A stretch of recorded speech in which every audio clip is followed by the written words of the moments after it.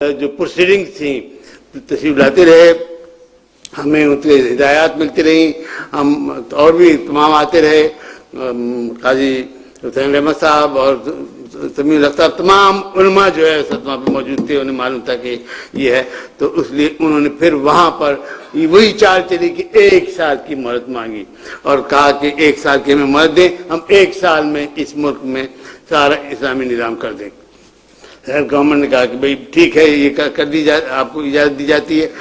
تو 1 سال جب ختم ہونے آیا تو ایک ہفتہ پیشتر، اگر میں مختصر کر دوں گا، 1 ہفتہ پیشتر ایک بینک کی طرف سے نظر ثانی کی درخواست آ گئی کہ جناب یہ جو ہے معاملات ایسے یہاں کا سارا نظام درہم و برہم ہو جائے گا، اس لیے اس پر نظر ثانی کی جائے۔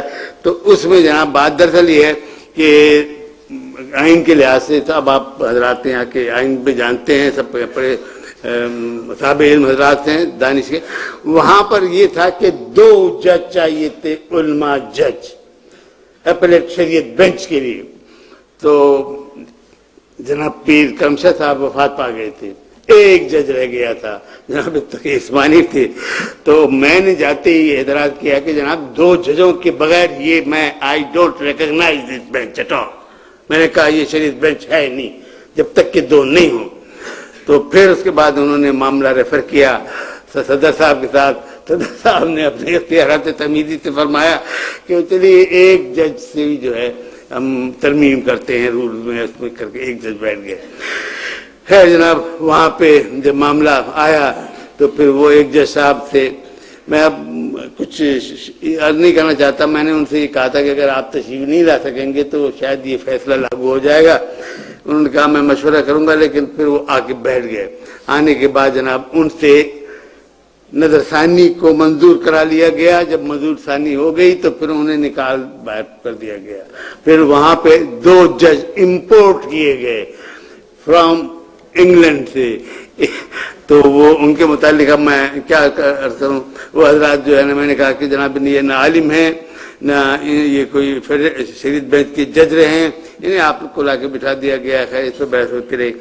لیکن جناب وہ اس کے بعد جو فیصلہ وہاں ہوا ہے، لیکن یہ جو ہے ایک ایسا فیصلہ ہے کہ ان کے پاس بھیج دیا گیا فیڈرل شریعت کورٹ کو کہ آپ جناب اس پر کچھ پوائنٹس ہیں ان کو دیکھیں۔ اس وقت جناب فضل الہی خان صاحب چیف جسٹس تھے۔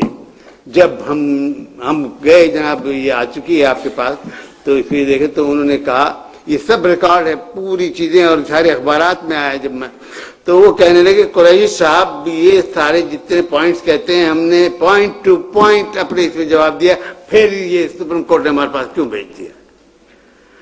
جب یہ ہوا تو بڑے تہلکہ مچ گیا، تو پھر ان کو رخصت کر دیا گیا بینچ سے، چیف جسٹس کی حیثیت سے۔ پھر جو حضرات آئے ہیں، حضرات ان کے متعلق میں کوئی کمنٹ نہیں کرنا چاہتا، سب جانتے ہیں کہ وہ ان کی صلاحیتوں کا ان کا اللہ تعالیٰ جانتا ہے، وہ جانتے ہیں، گورنمنٹ جانتی ہے۔ تو جناب وہ معاملہ آیا ہوا ہے، اب اس کے بعد ہی فوراً ہم نے درخواست دی کہ اس کا فوری سماعت کی جائے۔ 30 دن میں تو انہوں نے کیا ہے، آپ کیجئے۔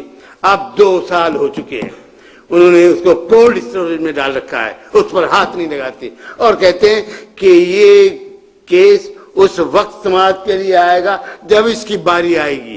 اس کی باری جناب میں سمجھتا ہوں کہ جب یہ حکومت ہے اس وقت تک اس کی باری نہیں آ سکتی۔ وہ فرمانے لگے کہ اس میں جو بینچ تھا، امریکہ ہے نہیں آئے جب تک امریکہ ہے۔ جی ہاں، بالکل صحیح فرمایا آپ نے، بالکل صحیح فرمایا۔ اور فرمانے لگے اس میں تو اجتہاد کی بڑی ضرورت پڑ گئی۔ تو میں نے کہا جناب پہلے لوگوں نے اجتہاد نہیں کیا اور سپریم کورٹ نے، میں نے کہا اجتہاد ہے کیا؟ اجتہاد یہ ہے کہ آپ زمانے کا ساتھ نہیں دیں گے، ظروف میں اپنے اسلام نہیں ڈالیں گے، بلکہ قرآن اور حکیم نے جو احکامات دیے ہیں اس کے مطابق زمانے کو ڈالنا پڑے گا۔ تو حضرات یہ جو ساری چیزیں تھیں جو میں عرض کرنا چاہتا تھا، میں صرف ایک چیز 2 چیزیں آپ سے یہ کر کے یہ کہتے ہیں کہ جناب یہ ناممکن ہے، امپریکٹیکل ہے۔ کاظم رضا صاحب کو بلایا گیا تھا فرانس سے، انہوں نے مجھے یہ دی ہے پیپر بک دی ہے۔ اس پیپر بک میں جناب جج صاحب نے تو وہ فوراً ہی اپنی کتاب میں اس کا ذکر کر دیا ہے. وہ میں اس کا سارا انہوں نے تو کافی یہ دیے مختصر میں ڈسکشن ود IMF ایکسپرٹس. یہ کیا کہتے ہیں جناب جن کے سارا قرض پہ سود پہ کاروبار چلتا ہے وہ کہہ رہے ہیں, یہ ان کی گورنمنٹ کی کتاب ہے, یہ میری نہیں.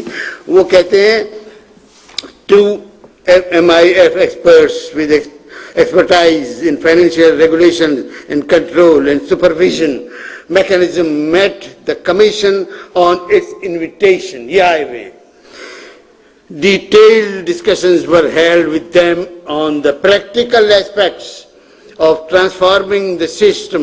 Particular issues discussed with them included viability of the new pattern, new system, effects on resources of mobilization, how to mobilize it, tools of machinery management, supervisory and regulatory needs of the new system. اب جناب انہوں نے رائے دی ہے, میں صرف ان کی چند لائنیں آپ کی خدمت میں پیش کروں گا. IMF experts believe that the system is viable. یہ کہہ رہے ہیں جن کا سارا کاروبار ہی سود پر ہے, گورنمنٹ ان کے محتاج ہیں, وہ کہہ رہے ہیں کہ یہ وائبل ہے. اور اس کے بعد انہوں نے پھر بتایا ہے, میں ابھی ان کی ڈیٹیل پہ نہیں جانا چاہتا, جب وہ کہتے ہیں کہ وائبل ہے تو یہ حضرات کہتے ہیں کہ جناب وائبل نہیں ہے. تو اب آپ دیکھیے یہ دراصل جنگ ہے اللہ اور اس کے رسول کے خلاف, اور آپ جانتے ہیں کہ جب اللہ اور اس کے رسول کے خلاف جنگ ہوتی ہے تو وہی جال حق و حقل باطل, باطل مٹ جاتا ہے اور پھر حق قائم ہو کر رہے گا. وما علینا الا البلاغ. والسلام علیکم ورحمۃ اللہ وبرکاتہ. بہت بہت شکریہ جناب اسماعیل قریشی صاحب. اصل میں اس میں یہاں پر یہ بات بھی بہت اہم ہے کہ اسلام کی جو تعلیمات ہیں ان کے بارے میں ہمارا یہ ایمان ہے, یہ یقین ہے ہمیں کہ وہ ہر دور کے لیے وائبل ہیں, پریکٹیکیبل ہیں. یہ الگ بات ہے کہ انہیں اس انداز سے پیش کرنا جو ہے اس میں ہماری طرف سے کوتاہی رہی ہے.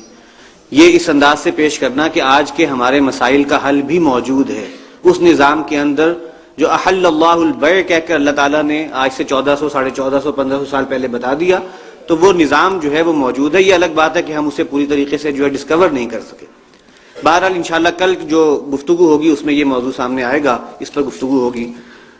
اب میں آج کی تقریب کے مہمان خصوصی جناب جسٹس وجیہ الدین احمد صاحب کو دعوت دیتا ہوں کہ وہ تشریف لائیں اپنے خطاب کے لیے.